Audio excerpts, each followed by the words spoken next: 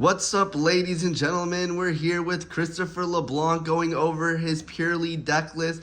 This will be the last time that he goes over this profile, so watch it nice and slow. Yeah, this will be the last time I'm playing Purrely for an event. We've had a good year, obviously getting to top 4 3 times with the deck. It's nice, but it also is bittersweet because, I really wanted to win with it, but I'm glad our group did get a win with it. Obviously, Kamal won with it, so it's nice, I might not ever win with the deck, but, it was a fun year and definitely, had some good events. First, I want to shout out Learn TCG, of course. Check us out, our website. We are in the process of putting our shop up, and this is one of the items that you can get from that, and we'll show you the back of it.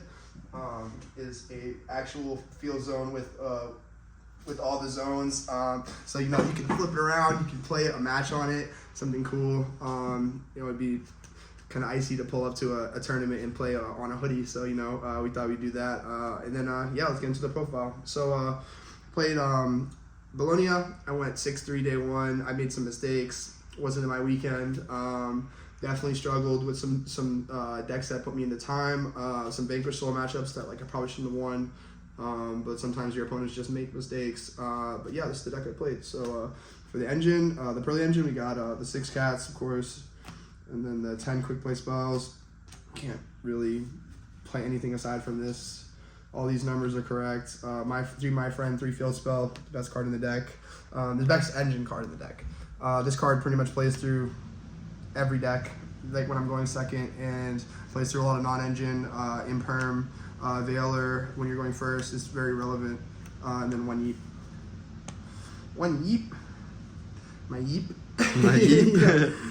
Then for the hand traps is the non-engine, 3 nib, 3 Veiler, 3 ash, 3 imperm. Definitely love this lineup. I was doing really well with the deck leading up to the event. Obviously, it's a different meta. You have to remember that when you're going to a place like Europe, a place like South America, Central America. It's always going to be a different meta, especially because I'm so used to playing in South Florida. So I got really attuned to playing against those decks like Unchained, Rescue Ace, Purrely Mirror, Infernoble. But I'm pretty sure I played against 0 Infernoble the whole event.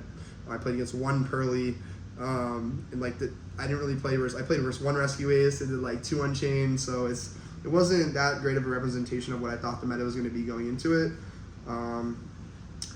3 Book of Eclipse. This card's insane. I loved it. I never really felt regret in putting this card in my deck. It was working really well versus the meta decks, the decks that I would define as meta going into the event, so that's why I played it. Before I was playing Dark Ruler, I just didn't feel like Dark Ruler was good enough going into it, and also I liked having this as a trap when I go first. And then 3 pots. This is such a tough card to speak on. I'm not really a fan of this card anymore in this deck. Obviously, you need to play it because it's Purrely. You want to combo every time. But I really found myself only needing this card in certain situations to get field spell. That's really what it comes down to. Obviously, some non-engine, if you're trying to out the Caesar board. But most of the time, this was just getting ashed. It was a big bait for Droll and Lockbird. So there's a lot of times where I saw this card in my hand and I didn't even get to activate it, which is a huge problem for me because I'm looking at this card. I'm if this was just talents, if this was literally anything else, most of the time, it would just be a better card in this situation that I was in. But talents was definitely that card that I thought about most of the time. So extra deck, 2 Big Noir, 2 Beauty, 2 Happy, 1 Baby Noir, and then 1 Plump. It's all standard. You kind of have to play this. For the links, it was 1 Anima, 1 Dark, and 1 SP. They were trying to. Hani did play. I think it was the ensemble instead of Dark. Dark came up so much for me against specific matchups like Tier. It came up versus a bunch of other decks like Unchained. It came up. So I was kind of hesitant on playing it, and I figured anytime I went first and I set up extra monsters on the board, I'm just making SP anyway because I liked SP as a defensive card. So that's why I didn't play Ensemble and I played Dark. And it did come up quite a bit, honestly, that weekend. I played a side event as well, and it was coming up versus the Tier matchup more than anything. And I figured I was going to play versus a lot of Tier anyway. The Zeus engine, you got Nightingale, Downer, Typhon, and Zeus. You just need to play all these. It comes up a lot. A lot of time it is just going to be cards you get rid of for Prosperity. This was probably the most banished Prosperity card in my extra deck, so For the side deck, we got Pinkertops. That's side deck card in the game. This card is at 3. We've been playing 3. 3 Bell. I really liked Bell. Having the option to just Bell like a Labyrinth card is just like playing 6 Ash versus that matchup.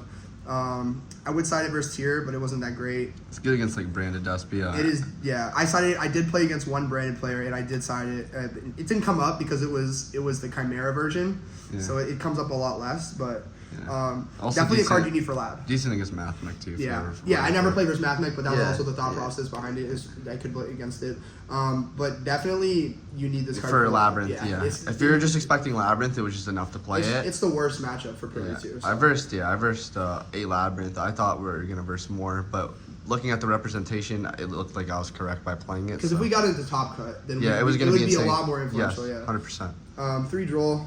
We just didn't see it as a main deck card going into this event. It was definitely correct to side deck it. Not as many combo decks. Exactly. Definitely not as Literally, many combo decks. 100% was correct. In the U.S., I probably would have main decked this card because like I know how United States players are, and you already know they stand by the combo decks. Yep. 2 Cosmics, 2 Storms, and 1 Feather Duster. Yeah, that felt good. Yeah, the side deck felt really right. Yeah, the side deck was so strong, and then 3 Summon Limit. Definitely have no complaints about anything in the side deck. Obviously, just sometimes it's not your tournament. Yeah, I felt like the deck really performed well. Yeah.